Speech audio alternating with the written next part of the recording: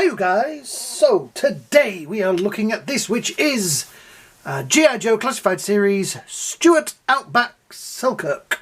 Yes. So these are the new designs for the boxes, which is interesting because it's I don't know, it's an interesting concept. I'm guessing that all the other ones have different kind of artwork on them. Yeah, it's a novel idea. If we're going to have these kind of boxes, do something cool with them. But there is obviously what is in the box. We have down the side there those which are found on the thing. On the back we have what's in the box and him, and also that's where it's come from. We'll comment all in Chinese. I'm sorry, Cantonese. It's come from Hong Kong. So there you go. That proves that action figures are available all over the world, not just from America. Sorry then everybody. But anyway, yes, so G.I Joe, big thing for me when I was a kid. Still kind of is. I have a box full of G.I Joe figures, which we shall get into later on. But this is obviously the new version, 63. So let me open this up and see what it looks like inside. Here we go. So yes, so this is the new, you know, less plastic packaging. Oh, okay, that's cool. So that's the figure, and I like that idea. I like the fact that they've put his weapons in a box that looks like something, rather than it just being, you know, a piece of cardboard. And it means you can put, oh, it's even got a passcode on it, which obviously isn't real. But I like the, it's a novel fact, it's a novel thing. And the paper's got, haha, look, there's still, and it's still got one of them in there. I sit in a pile of them, yeah. Right, so all the weapons and things are in there. That's novel. I like that.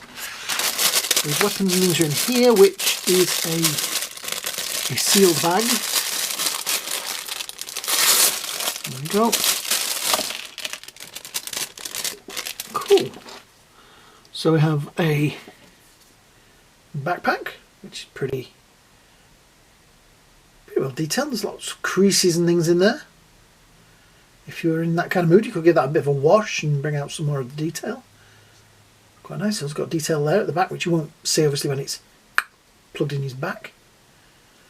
You have, that's not a knife, this is a knife, combat knife, machine gun with, where is it, there is the clip. So that is a clip for said machine gun, which will go, let me have a look which way the bullet's facing. It's handy if you put the bullet the right way. In like so, yeah.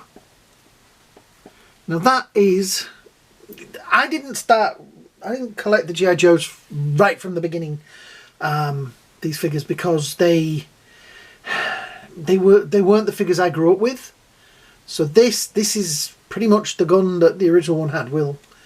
I'll show you soon. But in fact, looking at the original gun was slightly more cartoony, but I'm glad to see that they've given it a better gun. We have the pistol, focus with a tape around the handle there. That's not a novel idea. We have a flashlight, yeah, and a shovel. So let's get to the figure. Move that out of the way. Move the paper out of the way as well. There we go. So yeah, there he is, the man himself, who is held in with some paper ties, which we can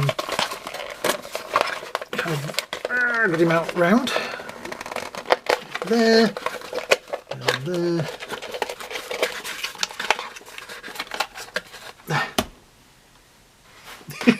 Kind of a weird pose, but it does stand out of the box. Now the original one had this stuff on it, I have to say, but mine didn't, because I could never get it to sit right. I remember going on vacation to Florida. I think it was the second time I ever went, and I bought heavy into the G.I Joe range because KB Toys had a sale on them, and so I could pick them up like really cheap. So I bought shed loads of them and came home with a lot, and I still to this day have every dang one of them, except for the ones I sold to my friend. I brought some home and sold them, so I did make a bit of money out of it. There was a very good exchange rate. I guess that goes, oh there we go, that goes through there, so that's the flashlight on his leg. The pistol will go on in that side leg. So there we go. Yeah, so far so good. Right, let's have a close-up of the face. There we go. So that is definitely survivalist looking, because he's all about survival. So he's wearing white anyway.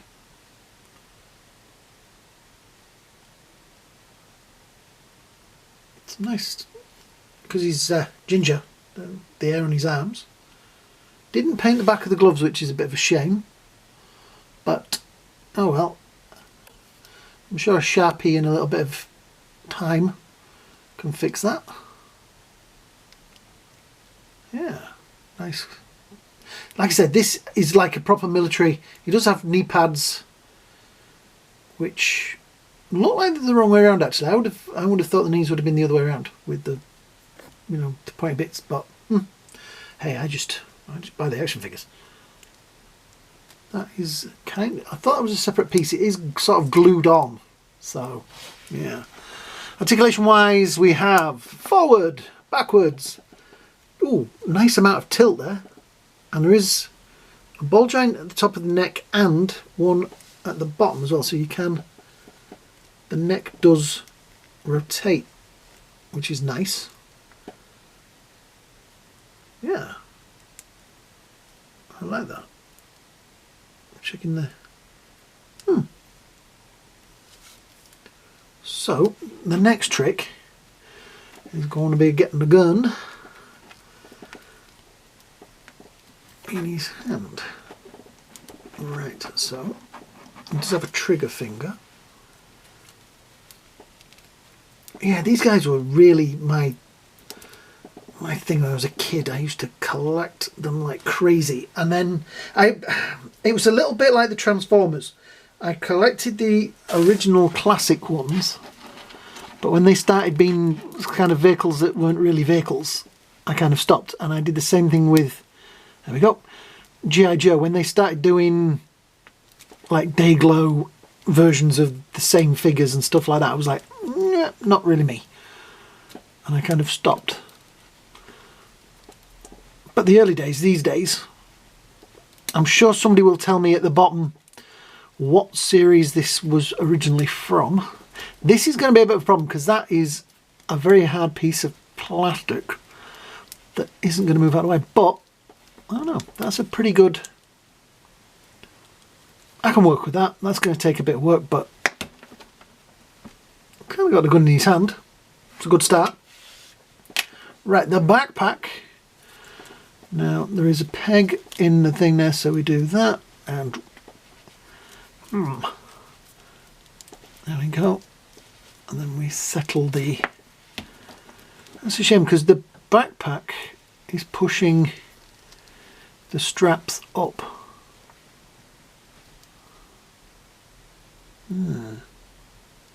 But it does have, as I say, it's got a nice articulation, because look, you've got, you know, manoeuvrability in the shoulders there with the butterfly joint, swivel round, manoeuvrability there, pretty good elbows, pinless as well, so you've got a nice amount of up on there.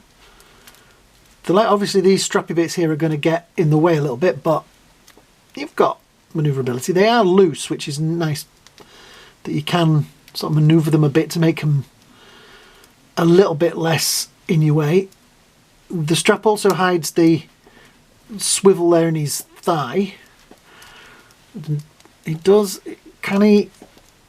nearly an ass kicker, but there we go. And yeah, feet have a nice pivot on them as well, which is pretty good. I'm liking this. I'm presuming that the shovel plugs in there. It feels like there should be something else to plug on that side, but I guess I guess you could put the rifle on that side. If there's a peg on it, I can't see one. But yeah, I think it's going to hold the gun really nicely, but it's just going to take a bit of work with maybe warm the hand up a bit to get it to... there we go. Yeah, I like it. I like it. I think this is, there we go, focus. Yeah, brilliant. I have enjoyed these G.I Joe classified figures so far. And this, like I said, this is the nearest to a real looking gun we've had. Yeah, I'm relatively impressed. Just out of interest, let's go back in time. There's the original one. As you can see, the gun for this one always was a little bit not so real. Oh look, I've got it held in with blue tack. Yeah, there's the original. Far more, should we say, he's more of a red head, maybe even an orange head. But yeah, he was one of my favourites. Like I say, he did have this strapping thing, but back in the day, it meant that he couldn't hold his gun right, and it sort of put him in a really weird position. I do still have it somewhere. It'll be in my box of G.I Joe accessories that I have. A little torch there, knife, obviously not the pistol and not the shovel, but yeah, it's amazing. I didn't realise just how much bigger these figures were than those, but still, it's nice to see. So I'm going to pop him over there. Out of interest, he comes in at, let's do it that way, about 6.5 inches or around 16.5 centimetres. So not too bad a size. We have one of my other favourites here. We have the Crimson Guard. If we can get them to stand, there we go, Crimson Guard. And Spirit Iron Knife. So yeah, I don't know, I really liked these guys as a kid because they were military, and it was a toy range that I always felt like I could make my own stories with. And I loved the comics. I loved the Marvel comics back then. I still have them. I wish that, did they do a graphic novel of it? I would love a full, the Battle for Springfield was brilliant. I know, I'm trying to think who else they're making this. They're making Chuckles, which is another one that I really, really want, because he was one of my favourites as a kid. Just because I wanted Chuckles. And I used to have Chuckles, and I used to drive around in a white with a red stripe down the side of it. I think it was a Trans Am, which was from another toy range, from another set of action figures. So if anybody can tell me what set of action figures one of the characters used to drive around in a white Trans Am, I think it was Trans Am, or was it a Stingray? It's a white car with a red stripe down it. If anybody can tell me that, put it in the comments at the bottom. Yeah. If you can tell me what actually model of car it was, that would be even better.